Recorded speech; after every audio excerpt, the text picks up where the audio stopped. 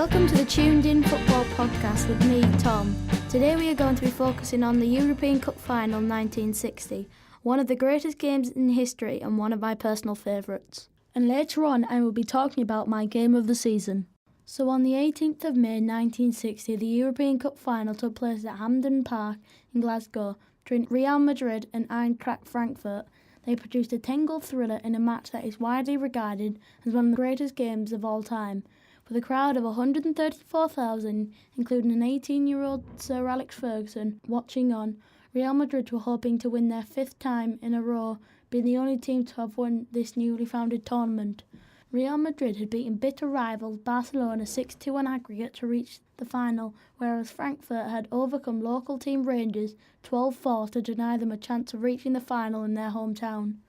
Madrid were favourites after dominating the competition, with a team containing two of the greatest players in the world at that time.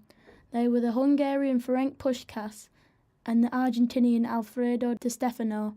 They had already scored 13 goals between them in the previous rounds, and they were about to add 7 more in a sensational display against Frankfurt. It didn't go so well at the beginning for Real. They had already conceded after 18 minutes, with Kress scoring his second of the tournament, but it wasn't too bad though, because Di Stefano and Puskás produced a masterclass of skill and finishing. After 27 minutes they equalised through Di Stefano. He then scored again after that. Just on the brink of half-time, Puskás scored to make it 3-1. In the 56th minute, Real Madrid were awarded a penalty after a soft challenge on Francisco Gento, which was converted by Puskás again. Puskás scored twice more before Frankfurt got back into any action, because in the 72nd minute, Erwin Stein scored to make it 6-2, but immediately after, Di Stefano joined Puskás in the hat-trick club, scoring his third in the 73rd minute. Less than a minute later, Stein scored his second of the game and his fifth of the tournament. This made the score 7-3 in the last 15 minutes. As the last few seconds dragged on, everybody knew Madrid had secured their fifth title in a row. Puskás and Di Stefano were the main reason for Madrid's dominance in this era. Puskás scored an incredible 242 goals in 262 games for Madrid and 622 throughout his whole career. Di Stefano scored 308 and 396 for the club, with a career total of 487 goals. I'll leave the last words on this game to an England legend and the BBC commentator on the day. A young Bobby Charlton said, "It was football on a different level.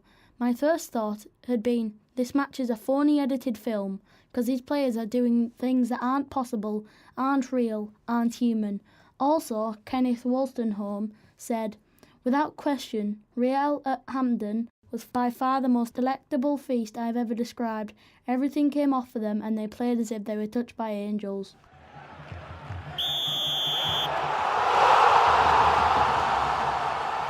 Now on to the game of the season. Well, my game of the season was on the opening day of the Premier League when Chelsea lost to Burnley at Stamford Bridge. Being champions the previous season, you would have expected a better performance from Chelsea, but this is what Burnley were hoping for. Despite Burnley having a disastrous away record from the previous season, having not won a single away game, Burnley strolled to a 3-0 lead after Sam Vokes netting twice and Stephen Ward unleashing a powerful volley from a tight angle. But that wasn't all. Gary Cahill got sent off in the 14th minute and Cesc Fabregas also got sent off in the 81st minute. There was some consolation for Chelsea though, as they brought it back, scoring 2. First with Alvaro Morata in the 69th minute and a late goal from David Luiz in the 88th. Chelsea thought they could retrieve this, but when the full-time whistle rang, you could hear the disappointment around the stadium as the reigning champions had lost their first game of the season 3-2. That's all from the Football Podcast, and I'll see you next time.